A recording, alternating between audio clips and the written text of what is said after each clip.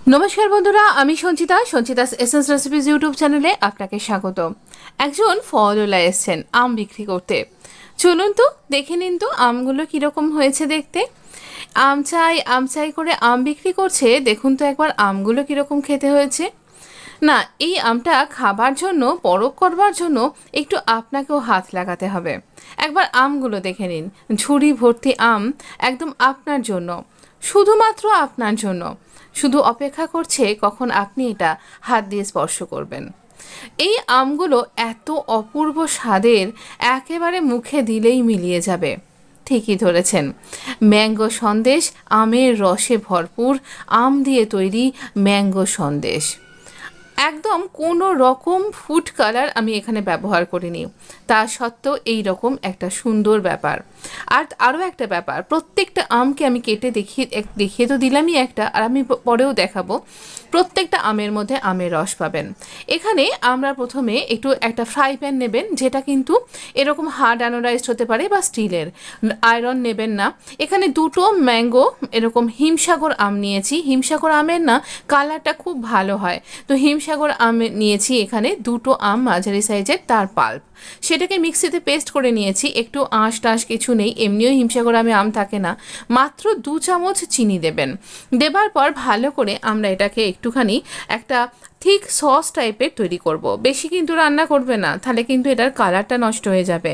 আবারও বলে দিলাম, তো আর বেশি চিনিও দেবেন না। এই সময় আম কিন্তু খুব মিষ্টি। এবার এটা আমরা একটা বাটির মধ্যে ঢেলে রাখবো। এটা আরেকটু সেট হয়ে গেলে আর একটুখানি ঘন হয়ে যাবে। আরও একটা কড়াই নিয়েছি, এটা অবশ্য আয়রন কড়াই, এতেই তাড়াতাড়ি করে হবে। একটু জল দিয়ে দিলাম, আর আগে থেকে জাল দিয়ে রাখা 500 মিলিলিটার দুধ আমি দিয়ে দিলাম। পুরো মালাইটাও স্ক্র্যাপ করে করে দিয়ে দিচ্ছি, যেটুকুনি সর বা মালাই জমেছে সেইটুকুনি আর কি। দেবার পর হাই ফ্লেমে ক্রমাগত নাড়িয়ে চাড়িয়ে এইভাবে আমরা এটাকে ঘন করব। পুরো 500 মিলিলিটার দুধকে আমরা এই রকমভাবে নাড়াতে নাড়াতে ঘন করব। হাই ফ্লেমে পুরো ব্যাপারটা হচ্ছে।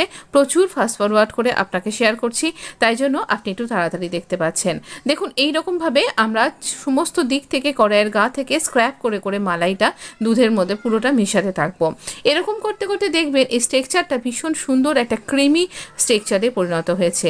ঠিক যেরকম আপনি কনডেন্সড মিল্ক খান, ঠিক কনডেন্সড মিল্ক ঠিক আমরা এইভাবে তৈরি করে ফেললাম। অ্যাজ এ কনডেন্সড মিল্ক আমরা তৈরি করছি এই রকমভাবে। হ্যাঁ, আপনি কনডেন্স মিল্কও ব্যবহার করতে পারেন, তবে না এই যে টাটকা দুধের এই রকম কনডেন্স মিল্ক আপনি তৈরি করছেন, এর স্বাদই আলাদা। এখানে 4 থেকে 6 চামচ মিষ্টত্ব বুঝে আপনি এখানে দিয়ে দিন চিনি। দেওয়ার পর আবার এটা ঘন হয়ে গেল, পুরোপুরি কনডেন্স মিল্ক আমাদের কমপ্লিট হয়ে গেছে। এবার আমরা কি করছি, এটা একটু আঁচটা কমিয়ে দিয়েছি, দিয়ে এখানে আমি 1 লিটার ফুল ফ্যাট মিল্কের ছানা এরকমভাবে নিয়েছি। সেটাকে কিভাবে ছানাকে এরকম মিষ্টির জন্য তৈরি করতে হয় তার আলাদা ভিডিও আছে, একবার দেখে নেবেন আমার চ্যানেলে এসে।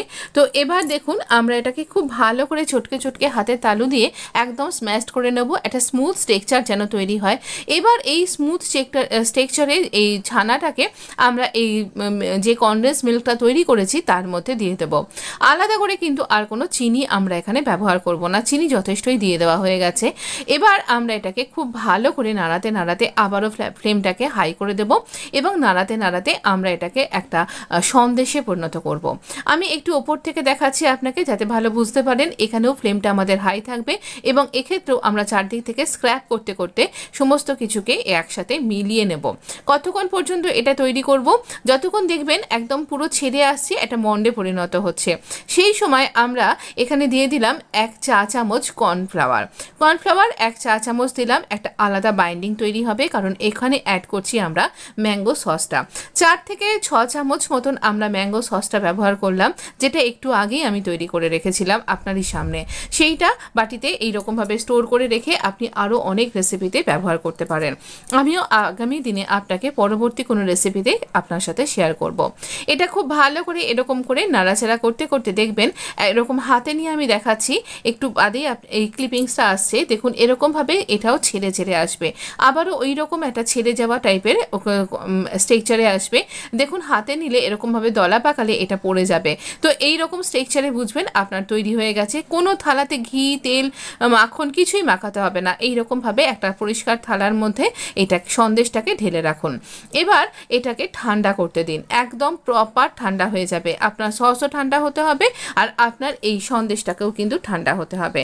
হাত দিলে এতটুকুনি গরম অনুভব হবে না, সেই পর্যায় পর্যন্ত এটাকে ঠান্ডা করুন। কড়াইয়ের গায়ে অনেকখানি লেগে থাকে, তাই স্ক্র্যাপ করে করে নিয়ে নিন। এই সন্দেশটার লংজিভিটি বা সেলফ লাইফও কিন্তু অনেক দিন পর্যন্ত হবে।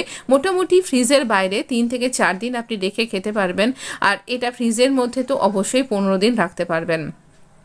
এবারে আর কি এরকমভাবে বেশ বড় একটা পোর্শন করে নিলাম, নিয়ে এটাকে একটা সিলিন্ড্রিক্যাল শেপ দিয়ে নিলাম। দেবার পর এখানটাতে একটা নিচের দিকে একটা ভাঁজ মতন দেব, যেরকম আমের একটা শেপ হয়।